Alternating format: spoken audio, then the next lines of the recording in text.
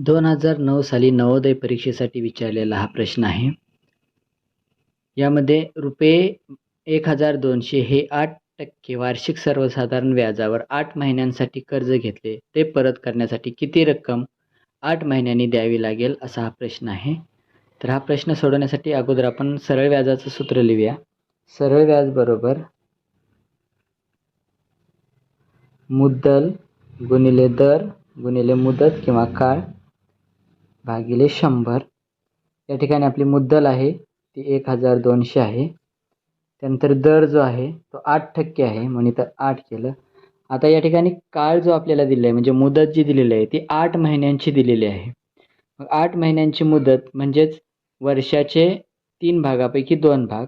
जसं की आपण 12 महिन्यापैकी 8 महिने जर धरलं तर 4 दुने 8 आणि 4 त्रिक 12 म्हणजे मुदत येईल 2/3 येईल आणि त्यानंतर छेदाला 100. या ठिकाणी मुदत मात्र व्यवस्थित लिहावी लागेल. त्यानंतर ह्या 2 शून्याला 2 शून्य गेल्या. पुन्हा राहिलेल्या संख्या 12 गुणिले 8 गुणिले 2/3.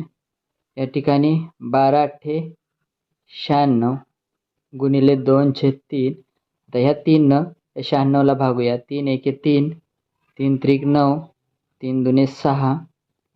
त्यानंतर 32 गुणिले 2 ₹64. जे सरळ व्याज आहे ते ₹64 आपलं आलं. म्हणजेच या ठिकाणी ₹1200वर 8% दराने 8 महिन्याचे व्याज ₹64 झाले.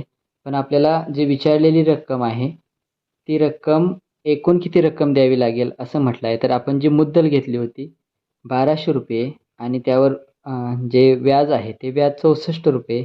अशा प्रकारे आपल्याला ₹1264 रक्कम 8 महिन्यानंतर द्यावी लागेल.